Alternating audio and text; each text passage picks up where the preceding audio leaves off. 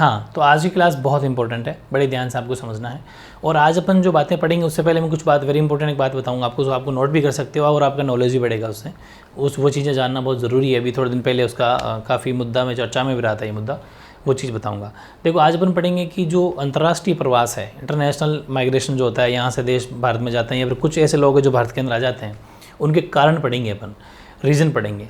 जैसे मैं आपको छोटी सी बात बता दूं कि भारत के अंदर ऐसे राजनीतिक कारण भी हैं, यानी पॉलिटिकल रीज़न भी हैं, जिस वजह से भारत के अंदर कुछ, जैसे ये बांग्लादेश के लोग बांग्लादेश के रास्ते से या फिर नेपाल के रास्ते से या फिर पाकिस्तान से, ऐसे खूब सारे लोग जो घुसपैठ कर जाते हैं और भारत में रहने लग जाते हैं। और खूब सारा आपने देखा भी होगा, खूब सारी घुसपैठ की जो गतिविधियाँ बढ़ जाती है, जो अवैध तरीके से भारत के अंदर प्रवेश कर जाते हैं, ठीक है, एंटर हो जाते हैं। उन सब में क्या है कि हमारी थोड़ी सरकार सॉफ्ट है, लचीली थी, हालांकि अब तो बहुत ज़्यादा सख्त है, काफ़ी है, लेकिन फिर भी वहाँ की जो सरकारें हैं वो थोड़ी बहुत ढीली बढ़ देती है, या इस वजह से वो लोग हैं वो अंदर एंट्री कर जाते हैं। उनमें सबसे अभी विवादित एक मुद्दा रहा था, वो रहा था रोहिंग्या का। और मैं आपको इस चीज़ का नॉलेज करवाना चाहता हूँ 12th के स्टूडेंट के लेवल पे, कि ये चीज़ तो आपको समझनी चाहिए। ये जो रोहिंग्याज थे, ये रोहिंग्या है कौन एक्चुअली, ये क्या थे, कैसे हैं, क्या मामला है, एक बार पूरा इस प्रोसेस को आपको समझना है। एक्चुअली क्या कि जो 16वीं सेंचुरी की बात है, मैं पूरी बिल्कुल स्टार्टिंग जाता हूँ, 16वीं शताब्दी। 16वीं शताब्दी का मतलब हो गया सेंचुरी, ठीक है। 16वीं सेंचुरी की बात है, 16th सेंचुरी की बात है। वहाँ एक देश था, हालांकि अब तो बन गया सेपरेट कंट्री, वैसे वो म्यांमार वाला जो कंट्री है वो, उसकी बात करूँगा मैं। जो म्यांमार था, हालांकि अब तो ये देश बन गया सेपरेट, पहले की बात बता रहा हूँ बिल्कुल। जो म्यांमार का जो वेस्टर्न पार्ट है, वेस्टर्न पार्ट का मतलब हो गया पश्चिमी छोर इसका जो है, वहाँ पर एक स्टेट है, इसका राज्य है, म्यांमार का एक राज्य था जिसका नाम था रखाइन, ठीक है, रखाइन, ये उस स्टेट का नाम था। इस रखाइन को दूसरा नाम जो है वो अराकान भी है, रखाइन को अराकान भी बोलते हैं, ये भी आपको ध्यान होना चाहिए। रखाइन बोल दो चाहे अराकान बोल दो, 16th सेंचुरी की बात है। यहाँ पर एक्चुअली क्या था कि इस जगह रखाइन या फिर अराकान, ये जो म्यांमार का अभी का वेस्टर्न पार्ट है, यहाँ पर क्या हुआ कि जो अंग्रेज है, 1826 के अंदर एक युद्ध हुआ, वार हुआ 1826, जिसको अपन बोलते हैं एंग्लो बर्मा वार। एंग्लो बर्मा वार जो क्लास 10th के NCERT बुक के अंदर भी है, एंग्लो बर्मा युद्ध हुआ था 1826 के अंदर। इसमें क्या हो गया कि जैसे ही युद्ध हुआ उसके बाद में अंग्रेज़ यहाँ पर जीत गए और अंग्रेज़ों का अधिकार हो गया, ठीक है, अंग्रेज़ों का यहाँ पर कब्जा हो गया, या फिर ऐसा मान लीजिए अधिकार हो गया इस रखाइन पर। 1826 में जैसे युद्ध हुआ ना, तब ये पोर्शन अंग्रेज़ों का अंडर में आने लग गया, अंग्रेज़ों ने राज कर लिया, यहाँ पर अधिकार कर लिया। फिर हुआ क्या कि जैसे अंग्रेज़ों ने यहाँ पर राज किया, तो एक्चुअल में इस जगह, इस अराकान बोल दो चाहे रखाइन बोल दो, यहाँ पर एक्चुअली मुस्लिम आबादी ज़्यादा थी। वैसे तो बौद्ध भी थे, बौद्ध भी हालांकि ज़्यादा है यहाँ पर, लेकिन मुस्लिम भी काफ़ी बड़ी संख्या में लोग रहते थे, मोहम्मदन लोग भी खूब रहते थे। हालांकि यहाँ पर बौद्ध भी था, ठीक है, बौद्ध भी रहते थे, लेकिन मुस्लिम आबादी यहाँ पर, मुस्लिम आबादी भी काफ़ी संख्या में थी।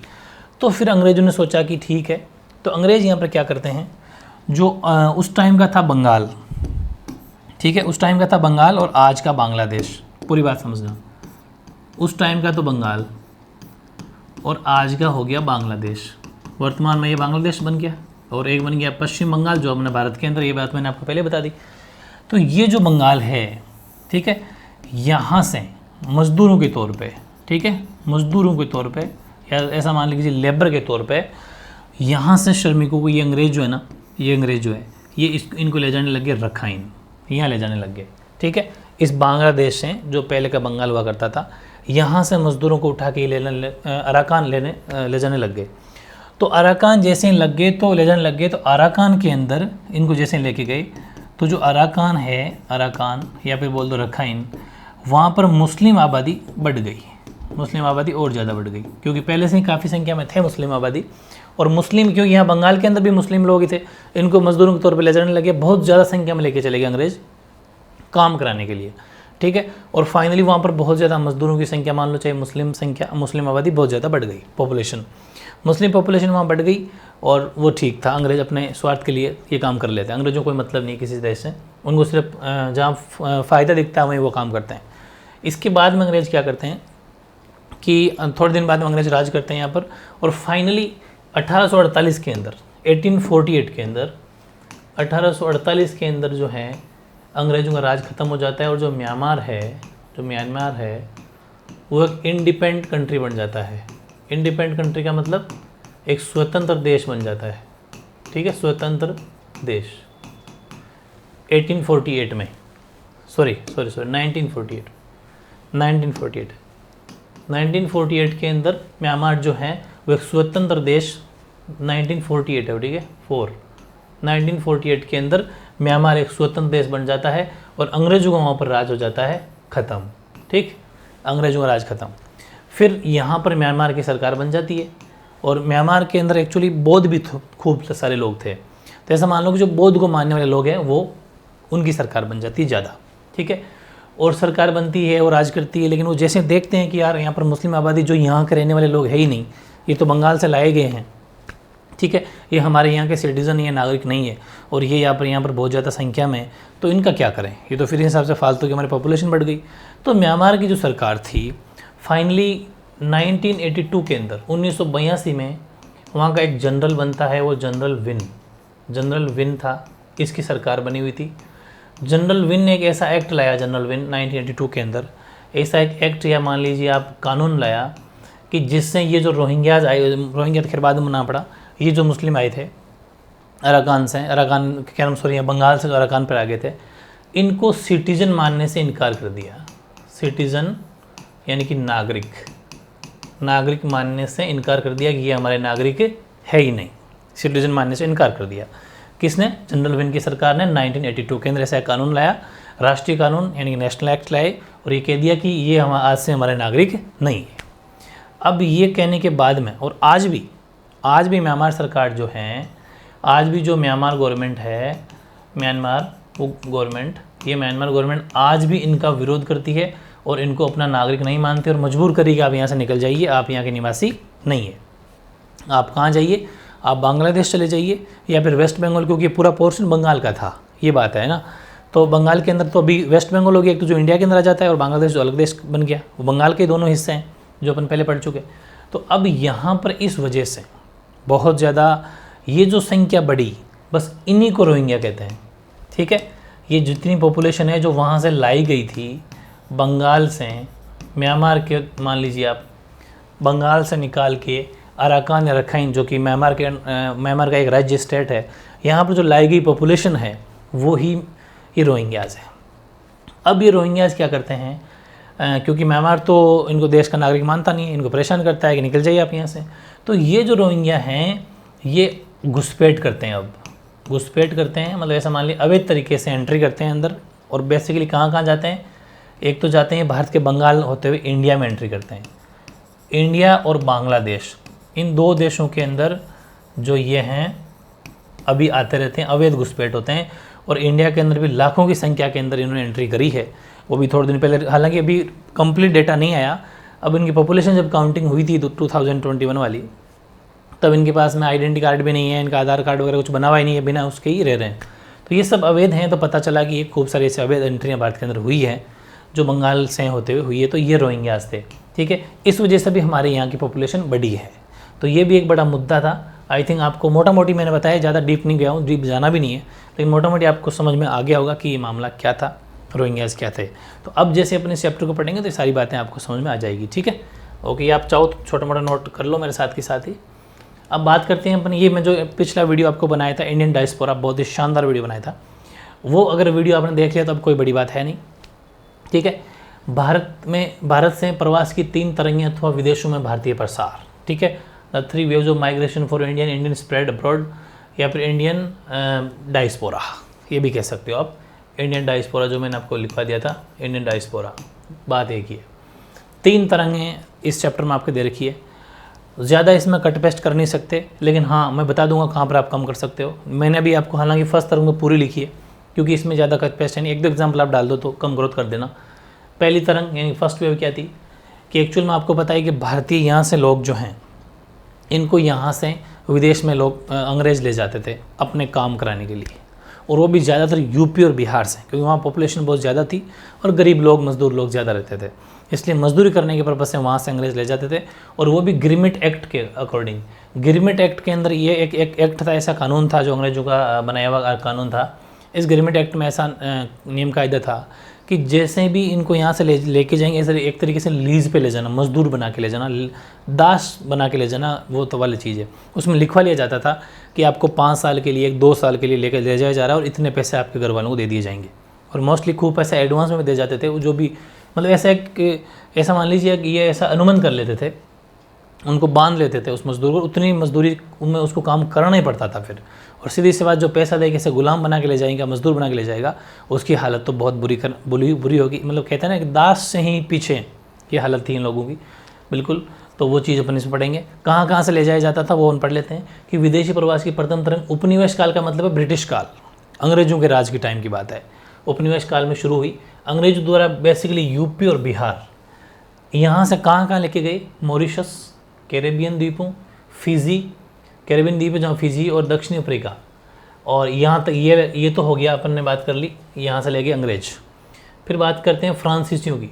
फ्रांसीसी और जर्मनी वो इनको ले गए रेयूनियन द्वीप, ग्वाडेलोप, मार्टिनिक और सूरीनाम में। फिर फ्रांस की बात करते हैं। फ्रांस तक डच लोगों ने इनको ले गए, पुर्तगालियों द्वारा ले गए गोवा, दमन और द्वीप, सेंगोला, मोजाम्बिक और अन्य देशों में करारबद्ध का मतलब लिखवा लिया जाता था, इनसे करार करा लिया जाता था कि 1 साल 2 साल तक आप जाएंगे। लाखों श्रमिकों को रोपण कृषि का मतलब है बेसिकली ये कॉफ़ी के बागानों में, चाय के बागानों में, इनमें काम करवाने के लिए इनको यहाँ से काम कराने के लिए भेजा था। और ये गिरमिट एक्ट के नामक समयबद्ध अनुबंध के तहत आते थे, मतलब फिक्स अनुबंध करवा लिया जाता था। और फिर भी इन करारबद्ध मजदूरों की जीवन की दशाएं बहुत ज़्यादा खराब थी, वो तो मैंने आपको बता दिया। बस बेहद आसान है, आई थिंक 3-4 लाइन इतनी तो आराम से याद हो जाएगी। फिर भी नहीं रहती हो तो ये यहाँ तो लिख ही देना, फ्रांसियों वाला अगर याद हो जाए, 1-2 एग्जाम्पल और डाल देना कहाँ लेके गए थे, लेकिन पहला तो ज़रूर यहाँ तक तो पक्का ही लेना है आपको। फिर 1-2 देश के नाम नहीं याद होते तो कोई बात नहीं, कोई मार्क्स खास नहीं करते, क्योंकि ये क्वेश्चन ज़्यादा बड़े में नहीं आएगा। 2 मार्क्स 3 मार्क्स में आ जाएगी। तीनों वेव लिख दोगे तो 3-3 लाइन भी लिखोगे तो आंसर पूरे मिल जाएंगे, मार्क्स नहीं करते बेफिजुल में, कोई टेंशन वाली बात नहीं है। अब सेम इंग्लिश में वही, during the colonial period, British period, millions of the indentured labours were sent to Martins. ये सब कंट्री के नाम है, वो फुजी, अफ्रीका, ब्रिटिश, यहाँ से उत्तर प्रदेश और बिहार से लेके चले गए थे, वही वाली बात है जो सेम मैंने यहाँ पढ़ाई। बस आपको टेंशन लेने की जरूरत नहीं, कोई 2-3 एग्जाम्पल अगर आपको याद रहेगी तो आराम से इसको कर लोगे, ठीक है। नेक्स्ट सेकेंड वेव के अंदर भी सेम वही बात है कि द सेकेंड वेव वो migrant ventured out into neighbouring countries in recent time as professionals. इसके अंदर थोड़े वो लोग जाएंगे, प्रोफेशनल में व्यवसायी लोग। प्रवासियों की दूसरी तरफ में नूतन समय का मतलब होता है नया, नूतन का मतलब नया होता है, न्यू, ठीक है, रिसेंट टाइम। व्यवसायियों, शिल्पियों, व्यापारियों और फैक्ट्री मजदूरों के रूप में आर्थिक अवसरों की तलाश के अंदर निकटवर्ती देशों में Thailand, Malaysia, Singapore, Indonesia, Brunei आदि देशों में व्यवसाय के लिए लोग गए थे। अगर इतना भी याद हो जाता है तो भी ठीक है, इसके बाद में अगर रह जाता है तो ठीक है, वरना यहाँ तक भी आप कर लोगे तो ठीक है, क्योंकि थोड़े मुश्किल नाम है तो टेंशन लेने की जरूरत नहीं है, ठीक है। The second wave of migrants went to, ये सब ने पढ़ लिया। ये कहाँ गए थे कि times professional artist, traders and factory workers in search of economic opportunities in Thailand, Malaysia, Singapore, Indonesia, Brunei and African countries etcetera, and the trend still continues. और वो तब से ही कंटिन्यू चल रही है बात। फिर there was a steady outflow of India semi skill और स्किल लेबर, ये भी जाते हैं, अर्ध कुशल और कुशल दोनों तरह के श्रमिक जाते हैं, क्योंकि जो इधर की कंट्री है वहाँ पर क्या था कि oil boom in West Asia in 1970s। इस 1970 के टाइम पर वहाँ पर तेल के भंडारों का पता चला कि वहाँ पर तेल बहुत है, वेस्टर्न कंट्री के अंदर, इन देशों के अंदर तेल बहुत ज़्यादा है। तो यहाँ से जो लोग हैं, जो बिजनेसमैन भी थे, जो काम करने वाले मजदूर भी थे, जो स्किल या सेमी स्किल हर तरह के, अर्ध कुशल का मतलब होता है जो ज़्यादा नहीं कुशल नहीं है काम करने में, और स्किल जो जानते हैं इस फील्ड में हर चीज़ में, वो लोग भी वहाँ जाने लग गए। तो ये भी एक कारण था। ये सेकेंड वेव की बात है। पहली वेव के अंदर तो क्या हुआ, अंग्रेज गुलाम बना के ले गए। दूसरी वेव में क्या होगा, लोग बिजनेस करने के लिए, काम करने के पर्पज से गए, क्योंकि इधर तेल ज़्यादा था इन कंट्रीज़ के अंदर। 2-3 कंट्री का नाम लिख देना, बाकी वो टेंशन वाली बात नहीं है। नेक्स्ट है तीसरी तरंग। ये तो अभी की ताज़ा, ज़्यादा पुरानी है। इसमें जो लोग जाते थे पढ़ाई करने के पर्पज से, जैसे डॉक्टर हैं, अब डॉक्टर अभियंता हो गए, सॉफ्टवेयर अभियंता हो गए, प्रबंधन परामर्शदाता हो गए, वित्तीय विशेषज्ञ हो गए, संचार माध्यम से जुड़े लोग, मीडिया वाले वो हो गए, ये सब थे जिन्होंने कहाँ चले गए। एक तो अमेरिका गए, कनाडा गए, यूनाइटेड किंगडम, यूके गए, ऑस्ट्रेलिया, न्यूजीलैंड और जर्मनी के अंदर इन लोगों ने प्रवास किया, या तो बेसिकली पढ़ाई करने के पर्पज से, या जो डॉक्टर होते हैं वो ज़्यादा फीस देख के वहाँ चले जाते हैं, इंजीनियर्स लोग चले गए, क्योंकि यहाँ इंडिया के अंदर इतना टेक्नोलॉजी भी है नहीं, इतना पैसा भी नहीं है, तो वो सब वजह से चले गए। ये तो 3 वेव बहुत आसान है। पहली वेव अंग्रेज़ लेके गए गुलाम बना के यूपी बिहार से, ज़्यादातर मॉरिशस वगैरह। सेकंड वेव के अंदर क्या हुआ कि सेकंड वेव के अंदर इस हमारे यहाँ के लोगों को ज़रूरत थी काम करने की, बिजनेसमैन भी गए उसके अंदर, खूब सारे कुशल अर्स लोग, सेमी स्किल और स्किल लोग भी गए, स्किल्ड भी गए। ये सब क्यों गए कि इधर कंट्री के अंदर तेल वगैरह, ऑयल की भंडार हैं, तेल ज़्यादा हैं, तो इस वजह से वहाँ काम करने के लिए चले गए लोग। तीसरी वेव के अंदर यहाँ पर थोड़ी पढ़ाई एजुकेशन फील्ड्स हैं, टीचर्स, इंजीनियर, डॉक्टर, ये सब यहाँ से स्टडी करने के लिए गए, या फिर अपना काम करने के लिए गए, या फिर अपनी नौकरी करने के लिए गए, क्योंकि वहाँ पर टेक्नोलॉजी ज़्यादा है, सैलरी ज़्यादा है। ये सब 3 लेयर बहुत बेहद आसान है, आप ऑन वर्ड्स में लिख सकते हो, ठीक है। In this migrants comprise professionals like doctors, engineers, software engineer, management consultant, financial experts, media persons, etc. Migrate to countries such as USA, Canada, UK, Australia, New Zealand and Germany. ये बीच में New Zealand, हाँ, and Germany, ठीक है, यहाँ पर गए थे। तो बेहद आसान थी तीनों तरह। आई थिंक मेरे साथ के साथ आपको याद हो गई होगी, 3 लाइन भी याद कर लोगे तो फुल मार्क्स है, ठीक है। नेक्स्ट मैंने क्वेश्चन, आपकी बुक का क्वेश्चन है ये, आपकी बुक के जो चैप्टर के एंड में दिए होते हैं उन क्वेश्चन में सेकंड है ये, क्योंकि बाकी मोस्टली अपने नोट्स के अंदर आ जाते हैं। जो 1-2 जो खूब सारे स्टूडेंट कह रहे थे कि आप पीछे वाले क्वेश्चन में करा दो चैप्टर के लास्ट वाले, अरे सब नोट्स में है, जितने भी क्वेश्चन मैं पूरी स्टडी करता हूँ, और जो 1-2 ऐसा डिफरेंट रह जाता है उसको मैं लिख देता हूँ, ठीक है। बाकी सब अपने नोट्स के अंदर कवर हो जाएंगे। ये है कि उद्गम और गंतव्य स्थान की आयु लिंग संरचना पर ग्रामीण नगरीय प्रवास का मतलब क्या प्रभाव पड़ता है। हालांकि अपन ये पढ़ चुके, ग्रामीण नगरीय प्रवास तो पढ़ चुके अपन, लेकिन इसने पूछा कि उसका क्या इफेक्ट पड़ता है, इसलिए मैंने इसका आंसर लिख दिया कि अब तो आपको आंसर सही से नहीं लिखना है, इसलिए यानी what is the impact rural urban migration. बस मैं आपको आंसर जो भी लिख रहा हूँ उससे आपको तुरंत तरीका आ जाएगा लिखने, और कोई बड़ी बात नहीं है। तो ग्रामीण नगरीय प्रवास से जनांग की संगठन पर प्रतिकूल प्रभाव पड़ता है, सीधी सी बात है। यानी demography composition is adversely affected bye rural urban migration, क्योंकि ये प्रवास मुख्यतः कहाँ होता है, पुरुष प्रधान होता है। बेसिकली गाँव से लोग जो भी काम करने के लिए जाएंगे, मजदूरी के लिए जाएंगे, वो पुरुष प्रधान, पुरुष ज़्यादा जाते हैं, ये आपने भी नोटिस किया होगा, और महिलाएं पीछे रह जाती है। तो महिलाओं पर फिर वर्कलोड ज़्यादा पड़ जाता है, बच्चों को भी संभालना, उनकी स्टडी वगैरह कराना, घर का काम, मतलब बहुत सारा काम ज़्यादा रह जाता है, ठीक है। और बेसिकली जो खेती बाड़ी भी करते हैं थोड़ी छोटी मोटी, तो वो भी काम औरतों को करना पड़ता है। तो ये एक बड़ा प्रतिकूल प्रभाव पड़ता है, अपोजिट इफेक्ट पड़ता है। और एज की बात की जाए तो 15 से 59 साल के लगभग वर्ष के व्यक्तियों की संख्या सर्वाधिक होती है, और इससे उद्गम स्थान पर लिंगानुपात बढ़ जाता है। उद्गम स्थान पर जहाँ से जाएंगे पुरुष इतनी संख्या में निकल जाते हैं कि पीछे स्त्रियों की संख्या बहुत ज़्यादा हो जाती है, लिंगानुपात बढ़ जाता है, वहाँ पर सेक्स रेशियो वहाँ का बढ़ जाता है जहाँ से लोग गए हैं, ठीक है। और जहाँ पर जाएंगे वहाँ पर बढ़ जाता है, वहाँ पॉपुलेशन बढ़ जाती है, दोनों तरफ ही है। वही युवा वर्ग के प्रतिशत में कमी आ जाती है, युवा वर्ग के प्रतिशत में कमी आ जाएगी, ठीक है। जबकि गंतव्य स्थान पर लिंगानुपात तो घट जाता है, परंतु युवा वर्ग में वृद्धि हो जाती है गंतव्य स्थान पर, ठीक है। यानी कि मैं बोलता हूँ because this migration is mainly male dominated, ठीक है, in which number of people age है मैक्सिमम, और this increase the sex ratio at the place of origin. जहाँ पर ये जाते हैं वहाँ पर पॉपुलेशन बढ़ जाती है, लिंगानुपात बढ़ जाता है। और एक बात ये भी ध्यान रखना, पीछे जो रह गई औरतें, वहाँ पर भी मामला ऐसा ही, वहाँ पर पुरुष निकल जाते हैं, ठीक है। दूसरी बात, जहाँ पर ये जाएंगे decrease the percentage of youth, युवाओं का परसेंटेज कम होता होगा, ठीक है। While the sex ratio at the place of destination वहाँ डिक्रीज हो जाएगा, क्योंकि वहाँ जाएंगे पुरुष ही पुरुष जाएंगे। वहाँ ऐसा मान लो, मैं कोई एग्जांपल समझाता हूँ आपको, कि ये सपोज़ दिल्ली है, ये मुंबई है, ठीक है। अब यहाँ दिल्ली के अंदर ऐसा मान लीजिए कि 100 लोग हैं, 100 फीमेल हैं और 100 ही मेल, एक एग्जांपल ले रहा हूँ, ठीक। अब यहाँ से 20, और अच्छा मुंबई की भी लिख देता हूँ, मुंबई के अंदर भी हम बात करें तो ऐसा मान लीजिए कि यहाँ पर 80 मेल हैं और 80 फीमेल है, उनकी वाइफ मान लेते हैं 1 मिनट के लिए। यहाँ से पुरुष गए, मेल क्योंकि नौकरी करने का दिल्ली से मुंबई जा रहे हैं, ठीक है, मेल क्योंकि पुरुष ही ज़्यादा जाते हैं, तो यहाँ से सपोज 20 जने भी गए, तो यहाँ मामला क्या बढ़ गया, 80 का रेशियो रह गया, 80-100 के बीच में, तो यहाँ भी लिंगानुपात बढ़ गया। और यहाँ जाएंगे तो यहाँ का लिंगानुपात भी जो है वो बिगड़ गया, बढ़ गया।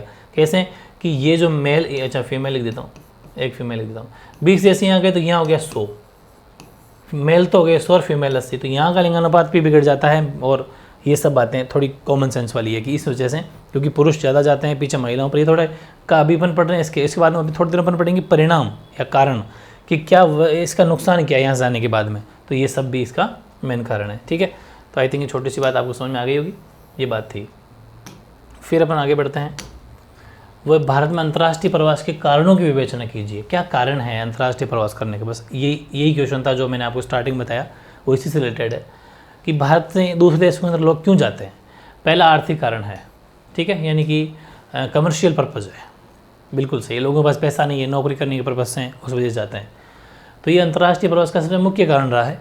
भारत से बहुत बड़ी संख्या में लोग बेहतर अवसरों की तलाश में विभिन्न देशों में प्रवास करते रहते हैं, बिल्कुल सही है, क्योंकि विदेशों में टेक्नोलॉजी ज़्यादा है, पढ़े लिखे लोग भी जाना चाहते हैं और जो अनपढ़ है या फिर थोड़ा कम पढ़े लिखे वो भी जाना चाहते हैं, क्योंकि वहाँ पर सैलरी ज़्यादा है, पैसा अच्छा है और वो सब बातें हैं।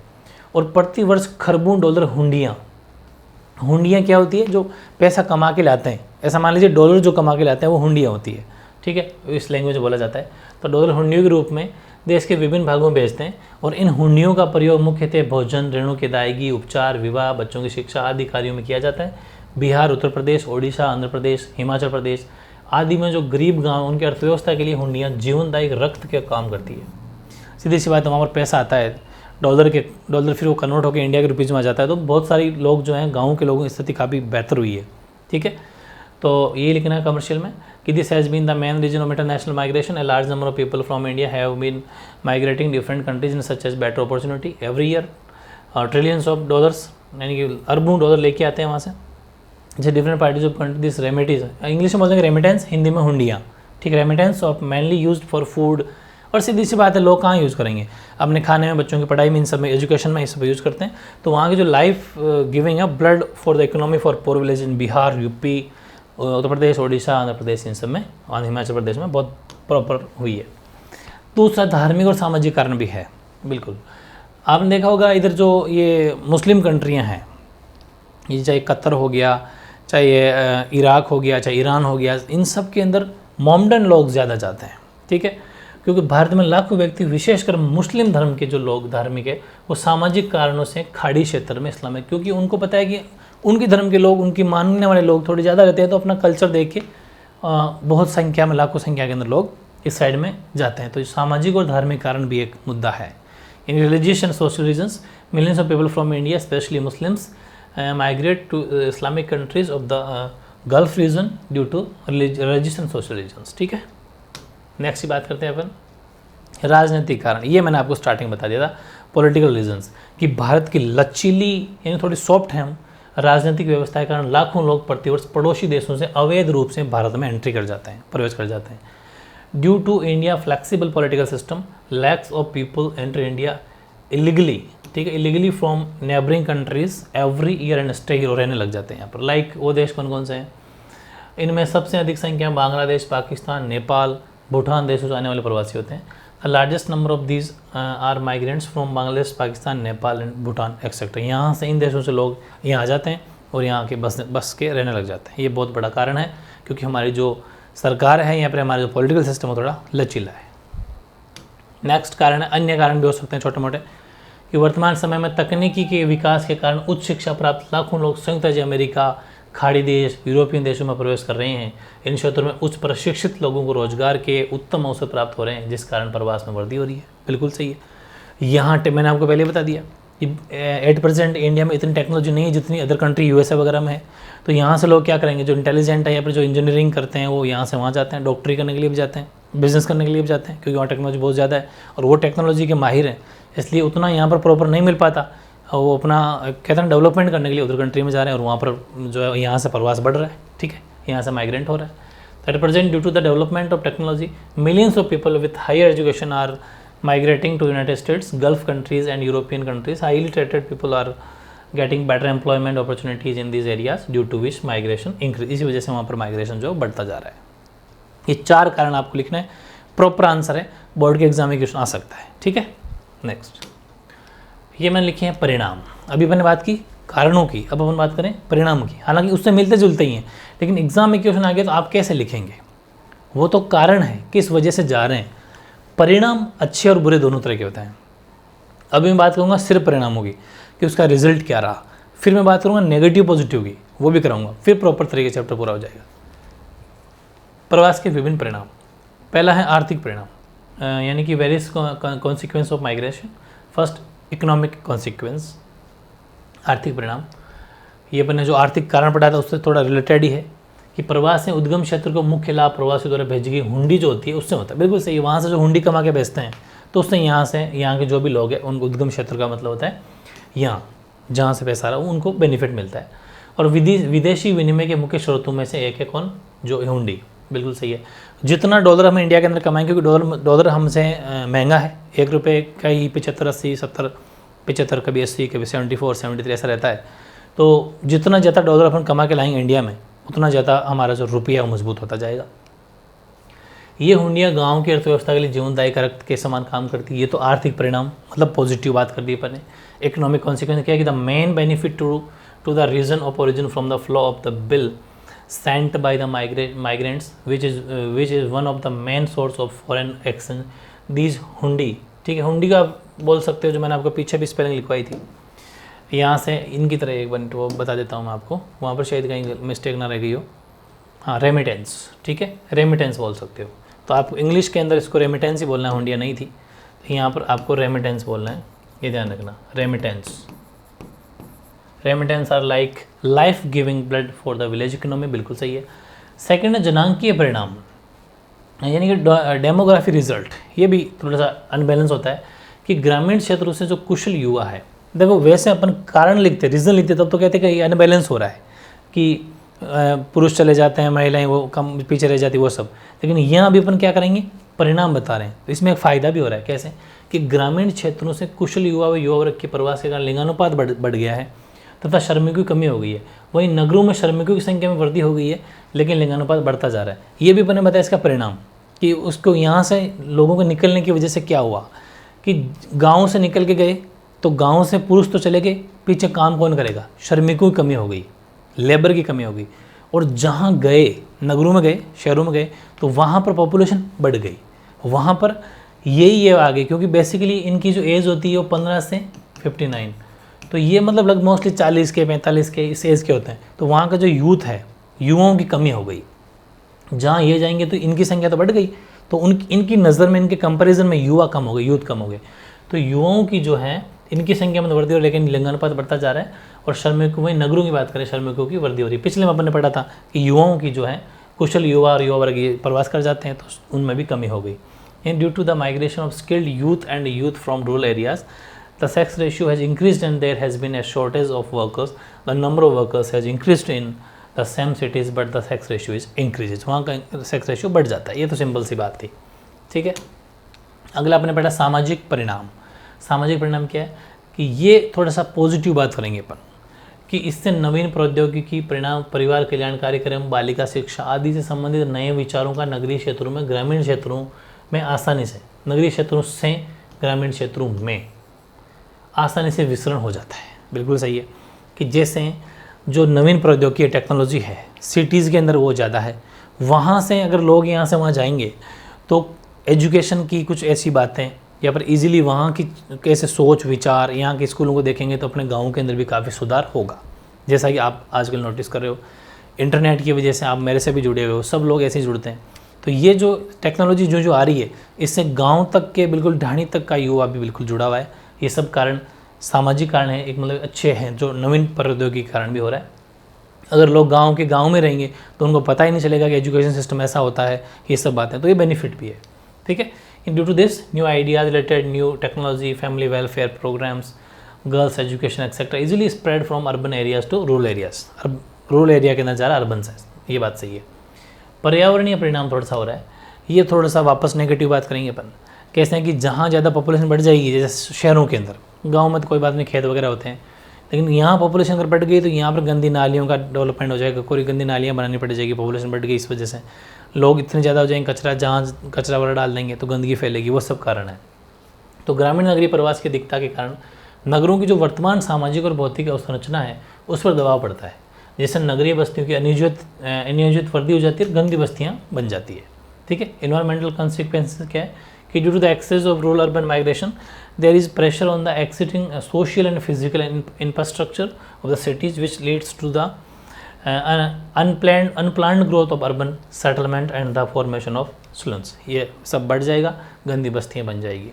ठीक है, ये 4 वेरी इंपॉर्टेंट परिणाम थे। ठीक है, अगर कारण आते हैं तो इससे पहले वाला क्वेश्चन, परिणाम आते हैं तो ये वाला क्वेश्चन, अब पूछे सकारात्मक और नकारात्मक, पॉजिटिव और नेगेटिव, तो भी लिखवा दिया मैंने। हालांकि वो आप मन से लिख सकते थे, लेकिन मैंने सोचा कि मैं और कुछ आपको लिखवा दूँ तो सही रहेगा। नेक्स्ट है ये प्रवास के कुछ सकारात्मक और नकारात्मक परिणाम, some positive and negative consequences of migration. उसमें पहले अपन बात करेंगे प्रवास के सकारात्मक परिणाम यानी कि पॉजिटिव रिजल्ट ऑफ माइग्रेशन, ठीक है, इसकी बात करेंगे। ये है कि प्रवास के कारण विविध संस्कृतियों का अंतर्मिश्रण होता है, जिससे संकीर्ण विचारधाराएं टूटती है और मिश्र संस्कृति का विकास होता है। गाँव के लोग सिटीज़ में आएंगे तो गाँव के अंदर थोड़ी रूढ़िवादी परंपराएं हैं, वहाँ के लोग वो पुरानी उन बातों पे अभी भी बैठे हैं, वो सब यहाँ आएगी तो विविध संस्कृतियाँ जब आपस में मिलेगी, यहाँ के लोगों से मिलेंगी तो थोड़ा सा उनका मतलब लेवल अप होगा, और जो संकीर्ण विचारधाराएं हैं उनकी छोटी सोच जो लोग रखते हैं उनकी थोड़ी सोच में भी सुधार होगा। एक पॉजिटिव कारक तो ये है कि due to migration there is an intermixing of different culture due to which narrow ideology are broken and Egyptian culture develops. थोड़ा सा कहते हैं ना कि थोड़ा डेवलपमेंट होगा उनका। एक चीज़ तो ये है क्योंकि एजुकेशन, एक तो अनपढ़ होते हैं, तो अनपढ़ जो पढ़े लिखे नहीं होते उनकी थोड़ी अलग सोच होती है, पढ़ा लिखा थोड़ा सा अलग विचारों से देखता है, तो जब दो संस्कृतियाँ आपस में मिलेगी तो थोड़ा सा बेनिफिट होगा। दूसरा, प्रवासी जो हुंडियाँ बेचते हैं वो उद्गम क्षेत्र की अर्थव्यवस्था विशेषकर कृषि विकास को बल मिलता है, बिल्कुल सही है। The economy of the origin area specially agriculture development gets a boost from the bill send by the migrants, ठीक है। जो बिल्स की जगह आप यहाँ वो लिख देना रेमिटेंस, रेमिटेंस जो भेजते हैं वो, इनसे स्पेशली इकोनॉमी थोड़ा डेवलपमेंट होगा। फिर शिक्षा और रोजगार के लिए महिलाओं के प्रवास से उनकी स्वायत्ता व अर्थव्यवस्था में भूमिका बढ़ती है। जब लेडीज़ मतलब मेल और फीमेल दोनों जब जाते हैं, अगर महिलाएं भी माइग्रेशन करती हैं, ऐसे प्रवास करती है, तो उनका भी थोड़ा रोजगार और महिलाओं के प्रवास उनसे क्या होगा, अर्थव्यवस्था में उनकी भी थोड़ी रिस्पॉन्सिबिलिटी बढ़ेगी। उन जब सिटी में आएगी तो पढ़ लिख लेगी तो वो भी जॉब कर सकती है, तो उनकी भी थोड़ा सा मतलब वो बढ़ेगा, वो भी फ़ायदा है। Migration of women for education and employment increases their autonomy and role in the economy, economy के अंदर उनका भी रोल बढ़ेगा, बिल्कुल सही है। फिर नगरीय क्षेत्रों से जीवन प्रौद्योगिकी, परिवार नियोजन, बालिका शिक्षा आदि की नवीन विचारों का ग्रामीण क्षेत्रों में प्रवास हो जाएगा, अभी जो अपने पढ़ा था। यानी कि from urban areas new idea like technology, family planning, girl education et cetera spread to rural areas. होता क्या, गाँव के लोग ज़्यादा नहीं जानते, पॉपुलेशन गाँव में ज़्यादा होने के पीछे ये कारण है कि उनको ये नहीं पता कि परिवार नियोजन कार्यक्रम रखना चाहिए, कम छोटा परिवार होगा तो ज़्यादा डेवलपमेंट होगा, वो सब बातें। तो ये जितनी बातें जब नगरों में आएंगे तो नगरों से ये चीज़ें सीखेंगे, तो ये भी एक बेनिफिट है। ये तो अपने गिना दिए इनके फ़ायदे 4। अब इन 4 अपन नेगेटिव भी देखते हैं इनके। नेगेटिव कॉन्सिक्वेंसेस ऑफ माइग्रेशन, प्रवास के नकारात्मक परिणाम, कि अनियंत्रित प्रवास के कारण औद्योगिक दृष्टि से विकसित राज्यों में गंदी बस्तियों का विकास हो जाता है, जो मैंने पढ़ लिया। Due to uncontrolled migration slums development in industrially development states, ठीक। दूसरा, ये पहला पॉइंट हो गया। सेकंड पॉइंट इसका लिखा नहीं है, ये सेकंड पॉइंट है, ठीक है। ग्रामीण क्षेत्रों से युवा, आयु वर्ग, कुशल व दक्ष लोगों का प्रवास ग्रामीण जनांग के संगठन प्रतिकूल प्रभाव डालता है, बिल्कुल सही है। माइग्रेशन ऑफ यंग एज, मतलब ये वही चीज़ें हैं जो भी मैंने पढ़ी थी, उसी कारण और परिणाम में से निकाल के मैंने पॉइंट बना दिए हैं। Young age group, skilled and skilled people from rural areas adversely affected by the rural demography organisation, बिल्कुल उनको यहाँ से वहाँ चले जाएंगे तो वहाँ की पॉपुलेशन बढ़ जाएगी, वहाँ से यहाँ आ जाएंगे तो यहाँ की बढ़ जाएगी। और जिन राज्यों में बाह्य प्रवास होता है तो जिन राज्यों में अंतर प्रवास होता है, उन राज्यों की आयु, लिंग और संरचना में असंतुलित उत्पन्न हो जाता है। जिन स्टेट्स के अंदर बाह्य का मतलब बाहर से अंदर आते हैं, या फिर खूब सारे स्टेट यहाँ से, खूब सारे स्टेट्स के अंदर लोग उस स्टेट से दूसरे स्टेट को जाते हैं, तो दोनों से ही फिर क्या होता है कि उनकी आयु, लिंग, संरचना सब अनबैलेंस हो जाता है, ठीक है। ये नेगेटिव कारण है कि there is an imbalance in the age sex structure of states from which out migration takes place and their states where inter migration takes place, ये भी कारण बन जाता है। तीसरा, ग्रामीण क्षेत्रों में पुरुष एक्चुअली बाहर ज़्यादा जाते हैं, तो पीछे जो महिलाएं और उनकी पत्नी रहती हैं उनको शारीरिक और मानसिक दबाव पड़ता है, ठीक है, बिल्कुल ईजी है। Male selective outward migration rural areas puts physically and mentally pressure on his wife या फिर वुमेन्स। 5वां, अनियंत्रित प्रवास के कारण नगरों की भूमि के जल स्तर का गिरना, बिल्कुल सही है। अब सारे लोग सिटीज़ में आ जाएंगे तो यहाँ पर पानी वगैरह की कमी पड़ जाएगी, एटमॉस्फेयर वायु प्रदूषण बढ़ जाएगा, वाहित मल, ये सब ठोस कचरा वगैरह की गंदगियाँ समस्याएँ 2-3 लिख देना, बहुत ज़्यादा प्रॉब्लम क्रिएट हो जाएगी। तो uncontrol migration pose serious problem to the cities like ground water level falling, air pollution, ठीक है, और sewage disposal and solid waste management, ये सब कारण हो जाएंगे अगर बहुत ज़्यादा पॉपुलेशन सिटीज़ में आ जाएगी। तो ये नेगेटिव पॉजिटिव दोनों मैंने लिख दिए। हालांकि आप कारण और परिणाम को ढंग से पढ़ोगे तो ये सब बातें आपको और ज़्यादा ईजी लगेगी, ठीक है। तो आई थिंक आज का वीडियो बहुत, आज की क्लास बहुत इंपॉर्टेंट होगी, आपको भी लगी होगी, और मेरे साथ के साथ आपने नोट्स भी बना लिए होंगे। अब आज ये चैप्टर अपना कंप्लीट हो गया। अब फिर वो इसका अब आपका होगा लाइव टेस्ट, उसकी शानदार आपको तैयारी करनी है, बिल्कुल टू द पॉइंट, जैसा कि आप टेस्ट के अंदर बिल्कुल इंटरेस्ट दिखा रहे हो और सबके आंसर भी बहुत अच्छे अच्छे मार्क्स आ रहे हैं। बस इस कॉन्टिन्यूटी को अपन को रखना है और पूरे साल तक रिवीजन करना है, 95+ टारगेट एक दिन अपन जरूर हासिल करेंगे। ठीक है, ओके।